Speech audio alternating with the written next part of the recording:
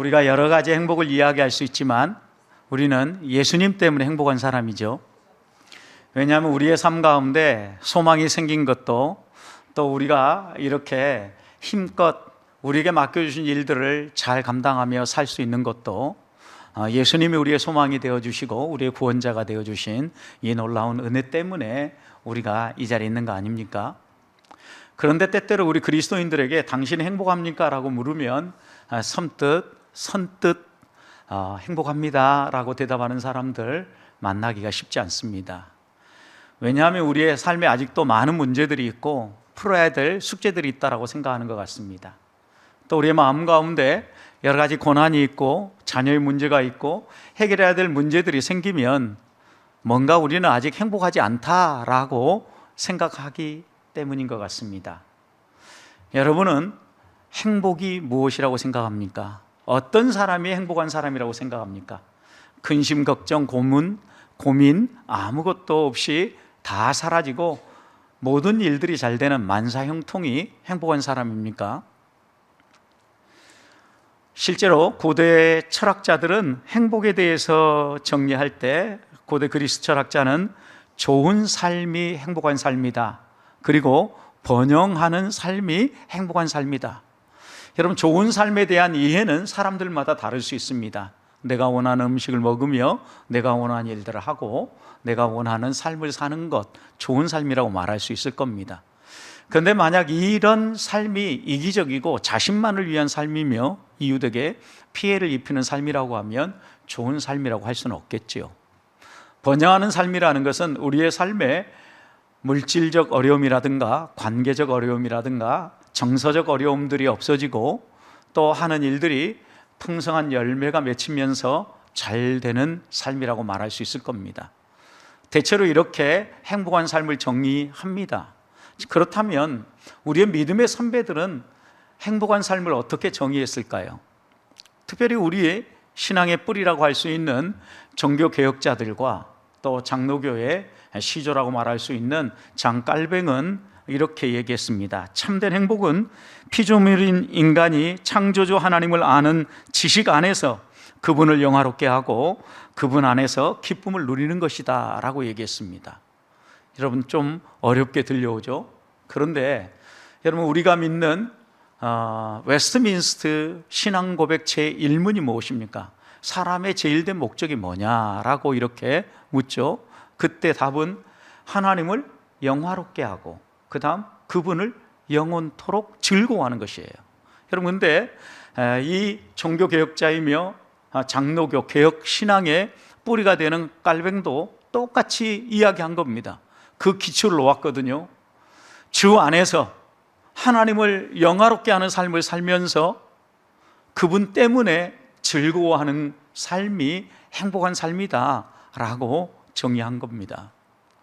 우리가 무엇 때문에 이 세상에 왔고 나는 무엇을 위해서 살아야 되는지를 알면서 하나님께 영광을 돌리는 사람, 하나님을 영화롭게 하는 사람, 그리고 내가 하나님을 믿을 수 있게 되었다라는 것, 하나님이 나를 하나님의 자녀 삼아 주셨다라는 이 놀라운 사실 하나만으로도 즐거워하고 기뻐하면서 살아가는 사람입니다.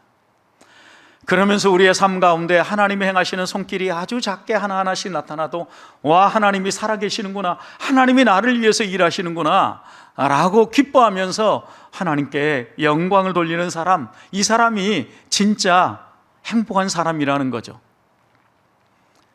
하나님이 주권적으로 우리를 선택하고 구원하셨을 뿐만 아니라 구원한 우리를 하나님의 은혜의 손 안에 품어주시고 앞서 행하시면서 때를 따라 공급하실 뿐만 아니라 우리의 무엇이 있는지 필요한 줄 아시고 도와주시며 인도하시는 그 하나님의 손길을 경험하는 사람, 그 사람이 진짜 행복한 사람이라는 말씀입니다.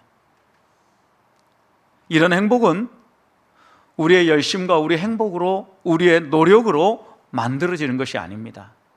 종교적 개혁자들이 이야기했던 행복은 우리의 행위가 아니라 하나님의 은혜를 아는 사람에게 찾아온다고 이야기한 겁니다. 자기 공로로 무언가를 이루어가는 사람이 아니라 믿음으로 살면서 하나님의 손길을 맛보는 사람, 이 사람이 행복한 사람이라는 말씀입니다. 사랑하는 성도 여러분, 여러분은 이런 행복한 사람입니까? 이런 행복한 사람은 하나님의 부르심을 인정하고 하나님 손에 또한 쓰임받는 사람이기도 합니다. 하나님이 쓰시는 사람들을 보십시오. 은혜를 아는 사람입니다. 우리가 연초 특별 저녁 기도회를 통하여서 약한 자로 강국을 이루시는 하나님을 묵상하지 않았습니까? 왜 하나님이 약한 자를 택하십니까? 하나님이 왜 작은 자를 택하십니까? 세상에 가진 자, 큰 자, 능력 있는 사람들은 어떤 일들을 행하고 나서 꼭 그 마지막에 하나님의 주권을 강조하는 것 같아도 나의 열심이 있었다고 이야기하고 자기의 능력을 자랑하고 자기의 지혜와 학벌을 자랑합니다. 하나님의 영광이 드러나지 않는 겁니다. 그래서 하나님은 때때로 하나님의 일을 할 때 어떤 사람들을 선택하냐면 연약한 자, 작은 자를 택한다. 세상적으로 가진 것이 별로 없어 보이지만 또 사람들이 볼 때 지혜 없다라고 생각하지만 그런 사람들을 부르셔서 하나님의 사람으로 다듬으시고 세상에 지혜로운 사람, 세상에 가진 사람들, 큰 사람들을 부끄럽게 하신다라는 겁니다. 또 다른 말로 표현하면 우리의 힘과 열심으로 풍성한 삶을 사는 게 아니라 하나님의 은혜로 내가 이렇게 살게 되었다라는 고백을 듣기 원하신다라는 거죠. 이게 무엇입니까? 은혜를 아는 사람입니다. 그런 점에서 하나님이 쓰시는 사람은 은혜를 아는 사람입니다. 평범하거나 조금 부족해 보여도 하나님은 얼마든지 쓰실 수 있습니다. 오히려 부족하고 약하고 연약한 그 부분을 다듬으시고 하나님의 능력이 드러나도록 사용하시는 분이라는 말씀입니다.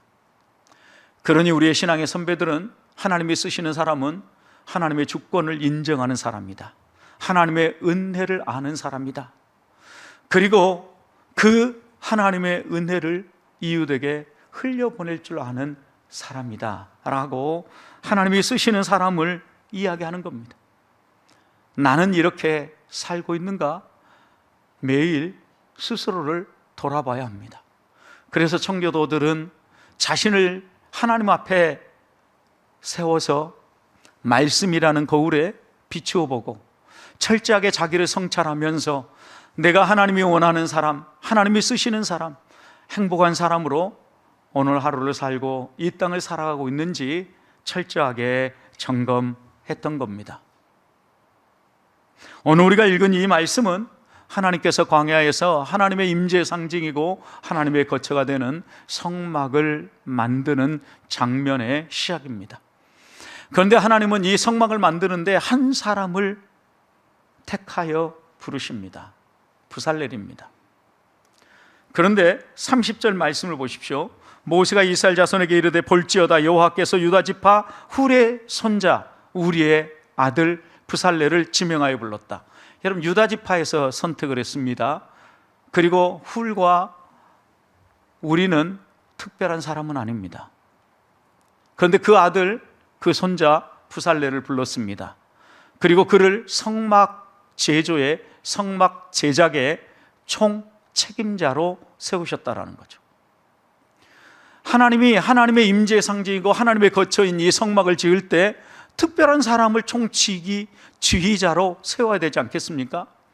구약에 어떤 사람이 특별한 사람입니까? 하나님이 지명했을 뿐만 아니라 지명하여 부른 사람 정도가 아니라 기름 부은 사람입니다. 어떤 사람에게 기름을 부었습니까? 왕에게 기름을 부었습니다. 제사장에게 기름을 부었습니다. 선지자에게 부었습니다. 여러분 그런데 부살렐은 왕 가문도 아닙니다.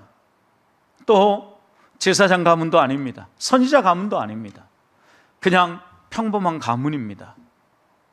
그에게 기술이 있었을 뿐입니다. 평범한 기술입니다. 그런데 하나님은 그를 불러서 성령으로 충만하게 채우시고 하나님의 일을 할 수 있도록 지혜를 부어주시고 특별한 일꾼으로 세워주셨다라는 말씀입니다. 오늘 우리들도 하나님께서 우리를 부르실 때 어떻게 우리를 이 자리로 부르셨는가 생각해 보십시오. 여러분들 하나님의 부름을 받을 때 어떤 특별한 조건을 갖추고 있어서 우리가 부름받지 않았습니다.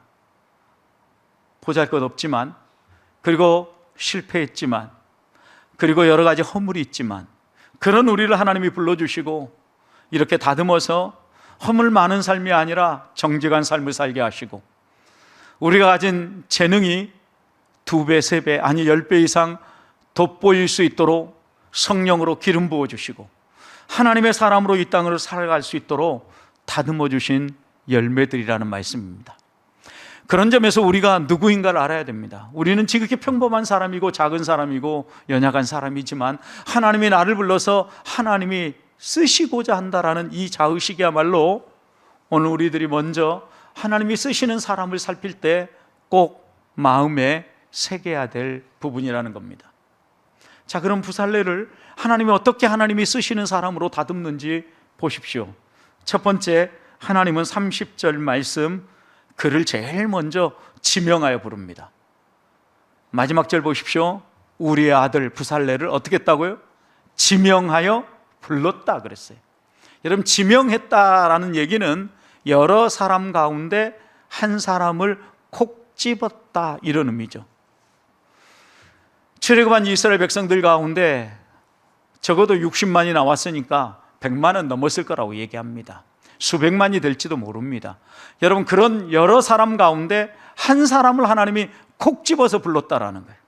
서울 장안에 여러분 1000만 명이 살아가는데 여러분 그 사람들 가운데 여러분을 콕 집어서 하나님을 예배하는 예배의 자로, 또 우리 보백교회 건강한 일꾼으로 한 사람을 콕 집어서 하나님이 불러주셨다라는 말씀입니다. 어쩌다 보니 선택된 게 아닙니다. 우연의 일치가 아니라는 거예요. 여러 가지 제비뽑기처럼 뺑뺑이를 돌리다 보니까 탁 내 손에 잡힌 게 이명진이네, 명진아 라고 이렇게 부른 게 아니라는 거죠. 여기에 지명하여 불렀다라는 건 하나님이 의도적으로 불렀다라는 거예요. 계획을 가지고 부르셨다라는 거예요. 주권적으로 부르셨다라는 거예요. 하나님은 한 사람을 선택하실 때 의도적으로 주권적으로 부르신다는 사실을 내가 너희를 창세전에 불렀다, 이렇게 얘기합니다. 여러분, 창세전을 또 구약에서는 이렇게 얘기합니다. 너희의 형질이, 너희의 모양이 형성되기 전에, 너희 어머니 태 속에서 어떤 모양도 아직 갖추기 전에 내가 너를 지명하여 불렀다, 이렇게 이야기합니다. 이 말씀의 의미는 이런 거죠. 너희 어떤 조건으로 본 게 아니에요. 아직 아무런 형태도 갖춰지지 않은 때예요. 어떤 집안인지, 어떤 학식이 있는지, 얼마나 재물을 가지고 있는지, 이런 조건 하나도 보지 아니하고 하나님이 주권적으로 불렀다라는 거예요. 그리고 하나님이 그렇게 우리를 세우시고 다듬으신 거예요. 인간의 자원이나 선택이 아니라 하나님의 일방적인 주권적인 선택이라는 말씀입니다. 부살레라는 이름의 뜻이 무엇입니까? 하나님의 그늘 아래라는 이야기입니다. 하나님의 그늘이라고 이야기하는 이 말씀의 의미는 하나님의 우산 아래, 하나님의 보호 아래, 이런 의미예요. 여러분, 부살레는 하나님의 은혜 아래서, 하나님의 보호 아래서 은혜를 알고 하나님의 손길을 알고 사는 사람이었다라는 의미이기도 합니다.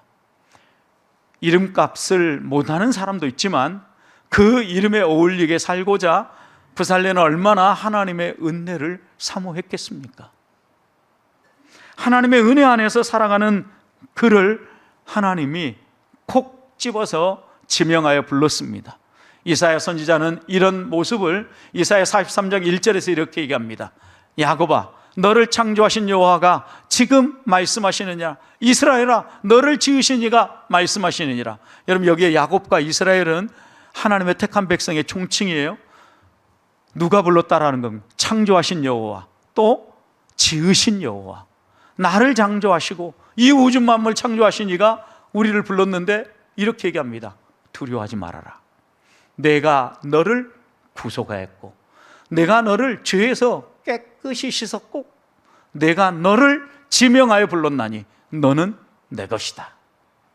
하나님이 우리를 콕 집어서 지명하여 부르시고 너는 내 것이야, 내가 책임져 줄게, 두려워하지 마, 분명한 약속을 주셨다라는 거예요. 이유가 있고 특별한 계획을 가지고 우리를 부르신 겁니다. 그렇다면 하나님의 부르심에는 우연이 없고 후회가 없습니다. 후회가 없으신 하나님이 우리를 택하셨고 계획적으로 우리를 불렀는데, 그 하나님의 계획은 원대한 계획이고 완벽한 계획이고 위대한 계획입니다.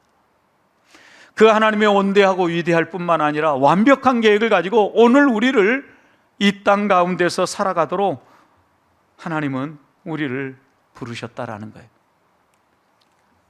그러니 우리는 이런 말을 내려놔야 합니다. 나는 별 볼 일 없는 사람이야. 내가 뭐 할 일이 있겠어? 그리고 교회 안에서 하나님 앞에서 우리들이 어떤 특별한 사람만이 주의 일을 하고 특별한 사람만이 뭘 할 것 같이 생각합니다. 그런데 여러분, 하나님이 쓰시는 사람은 하나님이 지명하여 부른 사람이에요. 여러분, 우리가 하나님의 지명하여 부르심을 받았기 때문에 이 자리에 앉아 있는 겁니다. 광야의 평범한 부살렐도 하나님이 선택하여 부르니까 하나님 장막에 귀한 것들을 만들어내는, 하나님의 거룩하심과 하나님의 아름다움을 드러내는 여러 기물들과 그릇들을 만들어내는 귀한 일꾼이 되었다라는 겁니다. 그러니 보십시오. 그 사람이 가진 외적 조건, 집안, 학식, 재물, 이런 것이 그 사람의 정체성을 결정하는 게 아닙니다. 한 사람의 정체성을 결정하는 것은 하나님의 부르심입니다. 그래서 우리들이 하나님이 쓰시는 사람이 되기 위해서는 내가 누구인가에 대한 정체성이 흔들리지 말아야 합니다. 우리는 하나님이 지명하여 부른 사람입니다. 우리 옆에 있는 분에게 한번 이렇게 인사합시다. 이름 아시면 이름 불러가면서 당신은 하나님이 지명하여 부른 사람입니다. 네, 하나님이 지명하여 부른 사람이, 하나님이 콕 집어서 불렀어요. 왜요?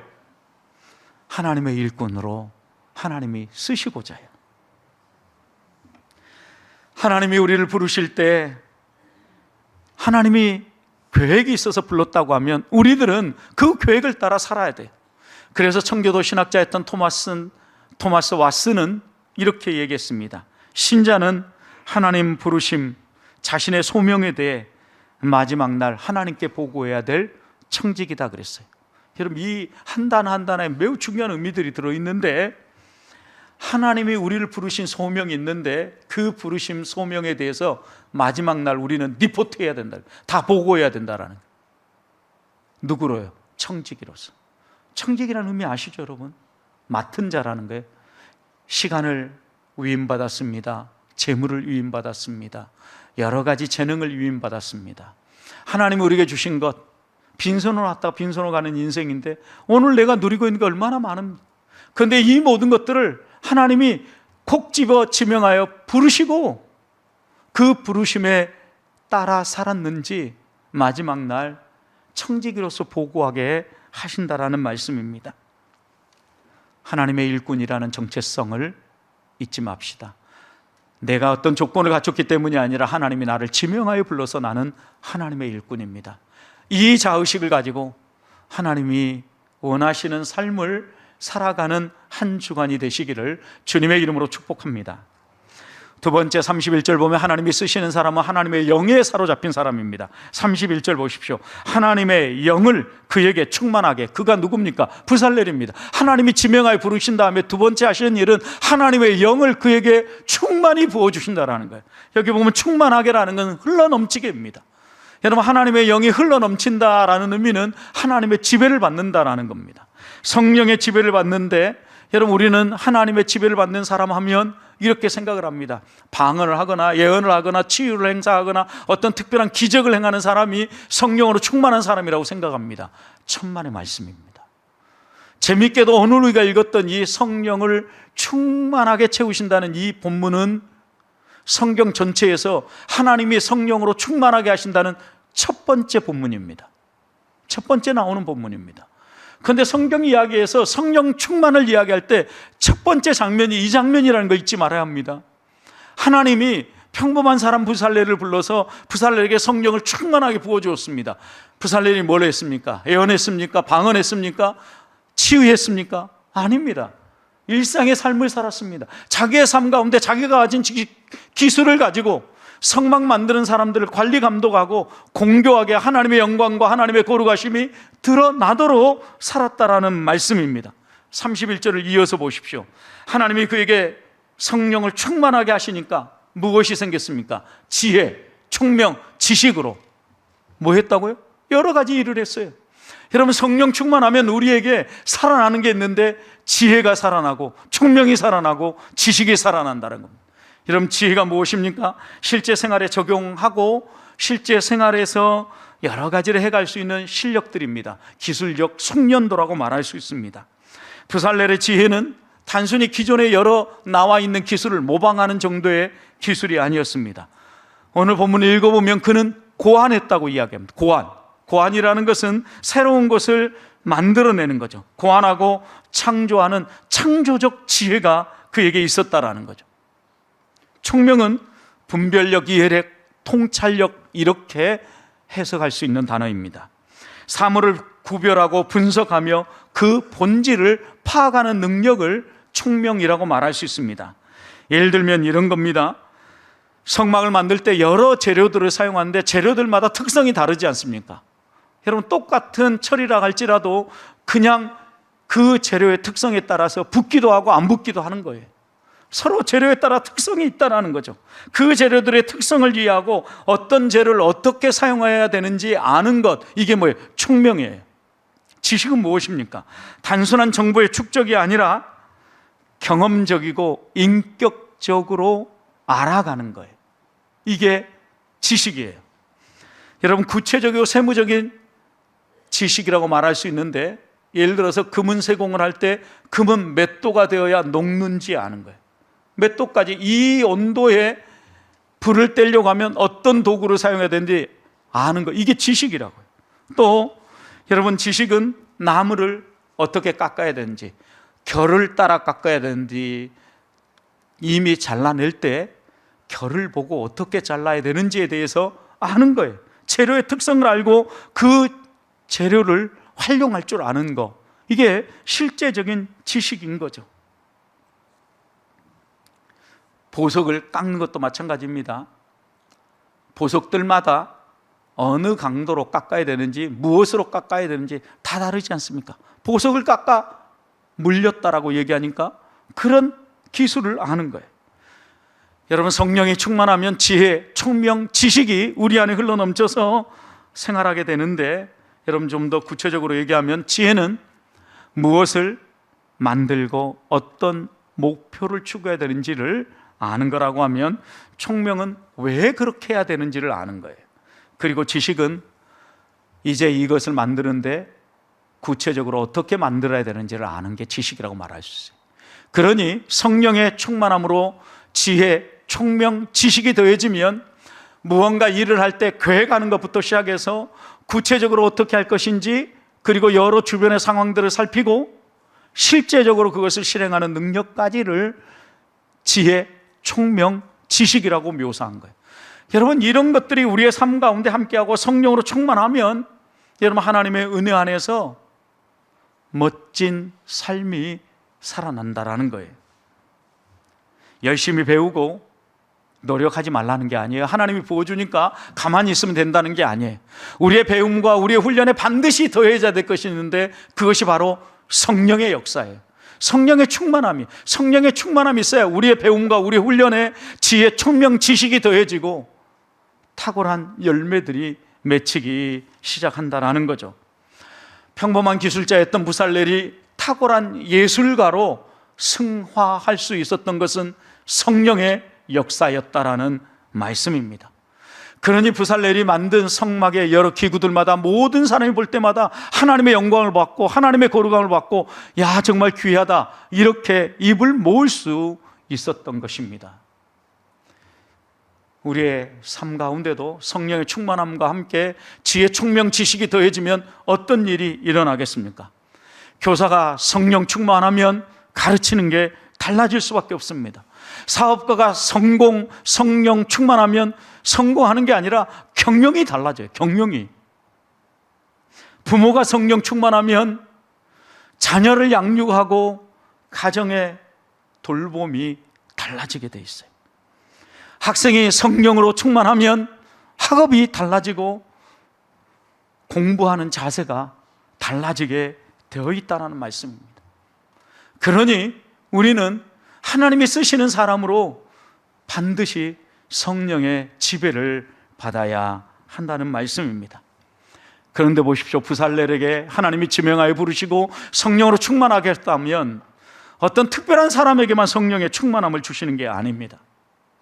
하나님이 지명하여 부르는 모든 사람에게 성령의 충만함을 주시고 이 성령의 충만함을 따라 지혜, 총명, 지식이 드러나는 삶을 살게 하신다라는 말씀입니다. 그래서 바울 사도는 우리들에게 에베소서 5장 18절 말씀에서 술 취하지 말아라. 여러분 뭐 하지 말라는 거예요. 이 세상의 것을 따라서 세상으로 얼마나 잘하는지, 세상에 얼마나 조건을 갖췄는지, 세상에 얼마나 멋진 삶을 사는지 술 취하지 말라는 거예요. 그 방탕한 것보다 더 중요한 게 있다라는 거예요. 성령의 충만함을 받는 거예요. 여러분 그런데 재미있게도 술도 취하고 성령의 충만도 하라고 한 게 아니라 피하고 오직 그랬어요. 우리가 추구할 것은 성령의 충만함. 성령이 우리를 지배함으로 말미암아 우리에게 지혜, 총명, 지식이 흘러 넘쳐야 성도의 삶이 살아난다라는 말씀입니다. 하나님의 사람으로 하나님 우리에게 여러 가지 일들을 우리의 일터에서 감당하며 살게 하셨습니다. 우리가 어떻게 우리의 일터에서 하나님이 쓰시는 사람으로 한 주간을 살아갈 수 있습니까? 성령에 사로잡혀야 합니다. 성령의 충만함을 사모합시다. 그리고 하나님이 나를 부르시고 지명하여 부른 나에게 성령으로 충만하게 채워주셔서 하나님을 기쁘시게 하는 지혜, 총명, 지식으로 멋진 삶을 살아가는 한 주간이 되시기를 주님의 이름으로 축복합니다. 마지막으로 하나님의 지혜로, 총명으로, 지식으로 흘러 넘치게 만들면 그 하나님이 쓰시는 사람은 정교한 일들을 하게 합니다. 여러분 이 32절 33절을 보십시오. 금과 은과 노수로 제작하는 기술을 고안하게 하시며 보석을 깎아 물리며 나무를 새기는 여러 가지, 그 다음 어떤 일을요? 정교한 일을 하게 하셨다. 여러분 여기에 정교한 일이라는 것은 생각하다, 계약하다, 고안하다라는 거예요. 여러분 하나님이 주시는 지혜, 총명, 지식이 있으면 그냥 일들을 그냥 내 경험과 내 과거에 해왔던 일들을 행하지 않는다. 하나님 앞에 기도합니다. 하늘의 지혜를 구합니다. 총명을 구합니다. 지식을 구합니다. 그러면 정교하게 계획하고 또 고안하고 하나님이 기뻐하실 일들을 하나하나 행하게 된다라는 거죠. 여러분 실제로 부살렐과 오홀리압이 성령의 충만함을 힘입어서 행한 정교한 일들이 무엇입니까? 그 목록이 35절에 나오는데 보십시오. 지혜로운 마음을 그들에게 충만하게 하사 여러 가지 일들을 하게 하셨는데, 여러분 여기에 보면 여러 가지 일이 이렇게 나옵니다.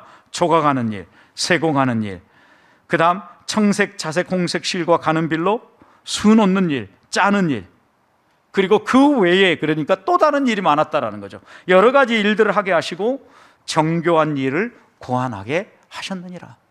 여러분 그런 거죠. 금은, 철, 동을 세공하는 일들을 하게 했고 나무를 깎고 조각하는 목공예를 하게 하셨고 그 다음 실을 가지고 아름다운 천, 튼튼한 천을 짜는 직조하는 일을 하게 만들었고 그 천에 예쁘게 뭐해요? 수를 놓는 일을 하게 하셨다라는. 여러분 부살렐은 남자입니다. 평범한 사람입니다. 그런데 그가 이런 일들을 알고 지도하고 손수할 뿐만 아니라 이런 일들을 하는 사람들을 세운 거예요. 무엇이에요? 성령의 충만함을 덧입은 지혜, 총명, 지식이요. 하나님이 쓰시는 사람은 성령 충만해서 지혜, 총명, 지식을 가지고 우리에게 맡겨주신 일들을 정교하게 해낸다. 최선을 다해서 혼을 담아서 하나님의 영광이 드러나고 하나님의 거룩함이 드러나도록 일들을 하나하나 완성해낸다라는 거예요. 여러분, 이런 능력을 자기만 행한 것이 아니라 여기 35절 그들에게라고 했는데 그들이 누굽니까? 34절 보십시오. 그와 단지파 아히사막의 아들 오홀리압을, 그랬어요. 드디어 이제 부살레가 오홀리압이 등장했고 그들을 감동시켰어요. 성령으로 충만하게 하셨어요. 그래서 어떻게 합니까? 가르치게 했어요. 수많은 장인들, 수많은 명장들, 수많은 일꾼들이 그들의 손을 통하여서 양육받을 수 있게 하셨다라는 말씀이에요. 여러분, 이 말씀은 하나님이 우리에게 주시는 지혜, 총명, 지식은 우리에게서 멈추면 안 된다라는 거죠. 과거의 명장들이 자신만의 아는 기술로 알고 다른 사람에게 안 나눠주고 자기만 보유하고자 이렇게 했었는데, 하나님이 우리에게 주시는 이 놀라운 지혜, 총명, 지식은요, 이웃에게 흘려보내는 거예요. 자신이 알고 있는 지혜, 총명, 지식을 가르쳤잖아요. 누구에게요? 함께 일할 동역자들에게. 또 누구에게요? 다음 세대에게. 여러분, 하나님이 우리에게 놀라운 지혜, 총명, 지식을 부어주시고 하나님의 사람으로 일하게 하실 뿐만 아니라 내가 경험하고 내가 만난 그 하나님을 이웃들에게 전하며 나누며 가르칠 수 있도록 베푸신다라는 말씀입니다.